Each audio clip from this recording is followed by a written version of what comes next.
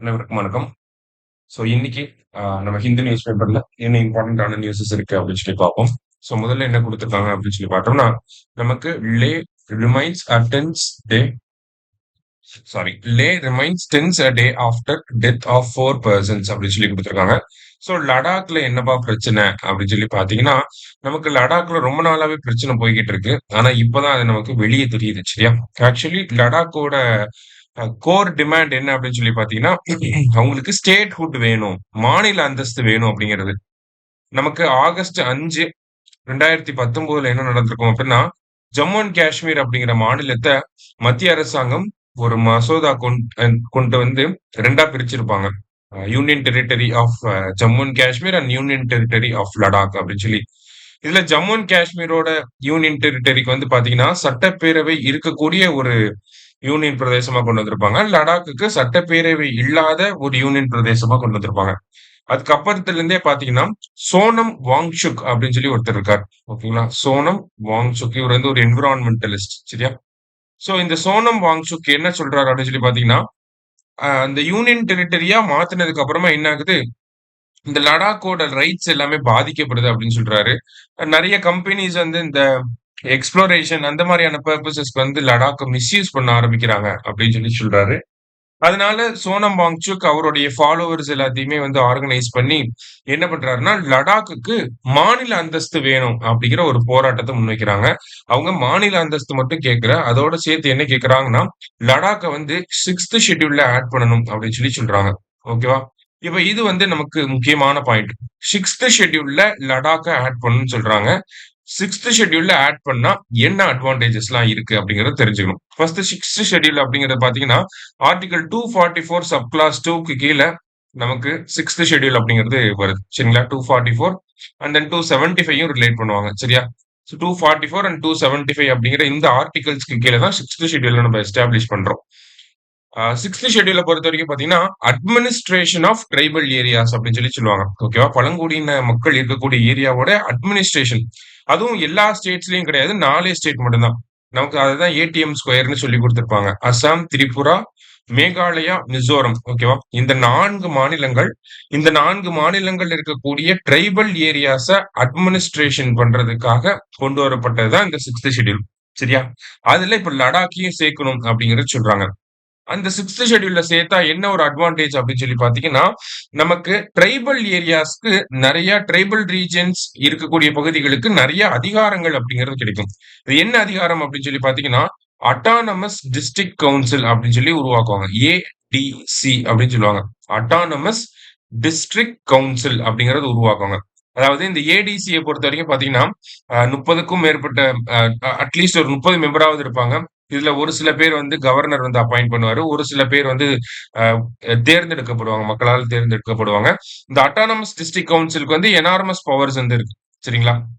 அதாவது அசாம், திரிபுரா, மேகாலயா, மிசோரம். ஓகேவா?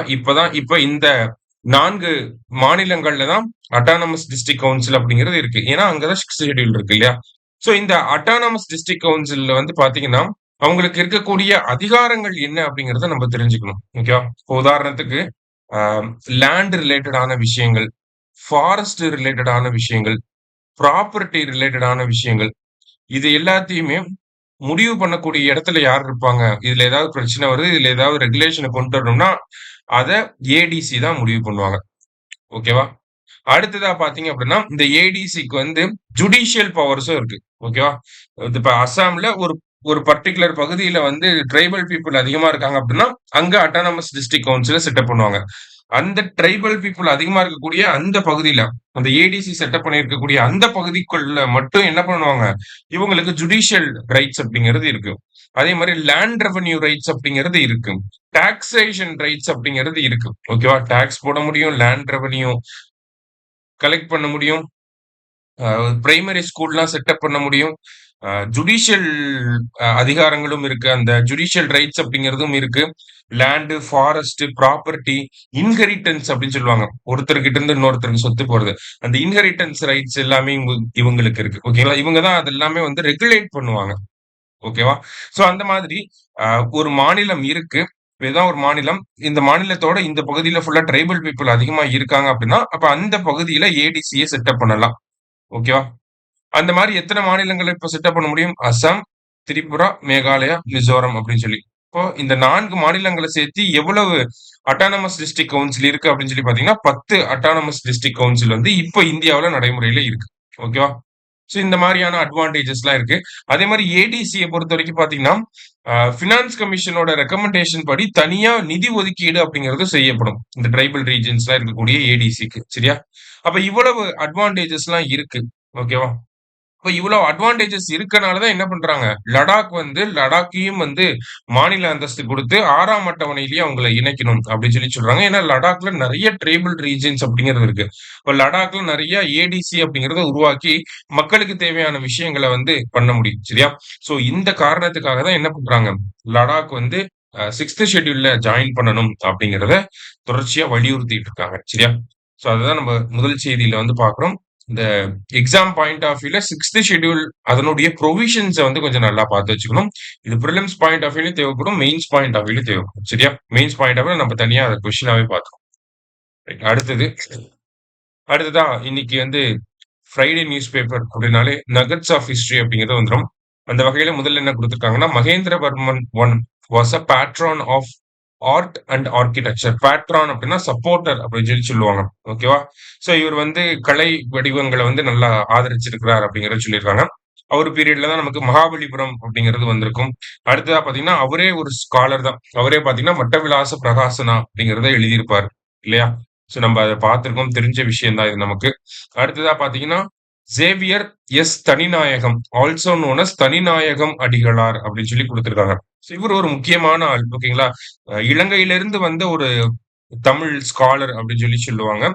அவர் தான் பார்த்தீங்கன்னா, he was one of the founders of international association of Tamil research அப்படின்னு சொல்லி குடுத்திருக்காங்க. ஓகேவா? சோ இந்த அமைப்ப தொடங்குன ஒரு முக்கியமான நபர்கள்ல இவரும் ஒருத்தர். Xavier S. தனிநாயகம் அப்படின்னா நமக்கு என்ன கேட்கலாம் அப்படின்னு சொல்லி பார்த்தீங்கன்னா, இவரு தான் வந்து இந்த தமிழியல் அப்படின்னு சொல்லி ஒரு ஜர்னல் இருக்கு. ஓகேவா? தமிழியல் அப்படின்னு சொல்லி ஒரு ஜர்னல். தமிழ் தமிழியல். சோ தமிழியல் அப்படின்னு சொல்லி ஒரு ஜர்னல் இருக்கு. சரியா? சோ இந்த தமிழியல் ஜர்னல வந்து பிரபலப்படுத்தினது யாருன்னா, இவர்தான். ஓகேவா? So Xavier S. Thaninayagam Adigalar அப்படின்னாலே, முக்கியமான வார்த்தை என்ன ஞாபகம் வச்சுக்கணும்னா, இந்த தமிழியல் அப்படிங்கிற ஜர்னல் அப்படிங்கிறத ஞாபகம் வச்சுக்கணும். ஓகேவா? இது வந்து நம்ம தமிழ் வளர்ச்சி துறையோட பாலிசி நோட்ல குடுத்திருப்பாங்க. அடுத்தது, Parali Su. Nellaiyappar, close associate of VO. Chidambaram Pillai அப்படின்னு சொல்லி குடுத்திருக்காங்க. சோ விஓசி வந்து இந்த Swadeshi steam navigation company October 16, 1906ல செட்டப் பண்றதுக்கு ஹெல்ப் பண்றதுக்கு நெறைய பேர் இருந்திருப்பாங்க இல்லையா? சோ அதுல ஒரு முக்கியமான நபர் யாருன்னா, பரளி சு. நெல்லையப்பர் அப்படிங்கிறவர். ஓகேவா? அவர் வந்து விஓசி கூடயே இருப்பாரு அப்படிங்கிறத குடுத்திருக்காங்க. அடுத்தது சமீபத்துல மோகன்லால் அவர்களுக்கு தாதா சாஹிப் பால்கே அவார்ட் வந்து குடுத்திருந்தாங்க. அந்த வகையில தமிழ் ஆட்கள் யாருக்கெல்லாம் குடுத்திருந்தாங்க அப்படிங்கிறத நம்ம முன்னாடியே பார்த்திருந்தோம். இங்கேயும் அதே தான் குடுத்திருக்காங்க. 1996ல சிவாஜி கணேசன், 2010ல கே. பாலச்சந்தர், 2019ல ரஜினிகாந்த் அவர்களுக்கு தமிழகத்திலிருந்து இந்த அ தாதா சாஹிப் பால்கே விருது பெற்ற நபர்களாக இருக்காங்க. சரியா? அடுத்தது, India's first dugong reserve in பார்க்வே கெய்ன்ஸ் குளோபல் ரெகக்னிஷன் அப்படின்னு சொல்லி குடுத்திருக்காங்க. அதாவது தமிழ்நாடு அரசாங்கம் 2022ஆம் ஆண்டு டுகாங் அப்படிங்கிற இந்த கடல் பசுக்கு ஒரு ஆ ரிசர்வ் வந்து செட்டப் பண்ணியிருக்கோம். சரிங்களா? சோ அது வந்து இப்ப ஐயூசிஏன்ல வந்து பாத்தீங்கன்னா, ஐயூசிஏன் அப்படின்னா international union for conservation of nature அப்படின்னு சொல்லி சொல்லுவாங்க. அங்க வந்து ஃபார்மலா ஒரு மோஷன் வந்து அடாப்ட் பண்ணியிருக்காங்க. அத வந்து ரெகக்னைஸ் பண்றதுக்கு. ஓகேவா? சோ மோஷன் அப்படின்னா ப்ரொபோசல் அப்படின்னு சொல்லி சொல்லுவாங்க. சோ இது இன்டர்நேஷனல் லெவல்ல ரெகக்னைஸ் பண்றதுக்கு ஒரு ப்ரொபோசல வந்து யார் கொண்டு வந்திருக்காங்கன்னா, ஓம்கார் ஃபவுண்டேஷன் அப்படிங்கிறவங்க கொண்டு வந்திருக்காங்க. சோ அது ஒரு பக்கம் இருக்க. நமக்கு இந்த டுகோங் ரிசர்வ் பத்தின பேசிக்ஸ் வந்து தெரிஞ்சுக்கணும். ஓகேவா? டுகோங் ரிசர்வ் எப்ப செட்டப் பண்றாங்க? செப்டம்பர் 21, 2022ல வந்து செட்டப் பண்ணியிருக்காங்க. தமிழ்நாடு கவர்ன்மெண்ட் தான் இத செட்டப் பண்றாங்க. எந்த சட்டத்துக்கு கீழ அப்படின்னு சொல்லி பார்த்தீங்கன்னா, வைல்ட் லைஃப் புரொடெக்ஷன் ஆக்ட் 1972 கீழ செட்டப் பண்றாங்க. சரியா? சோ இந்த டுகோங் கன்சர்வேஷன் ரிசர்வ் அப்படிங்கிறது நமக்கு பார்க்வே ரீஜியன்ல வந்து இருக்கு.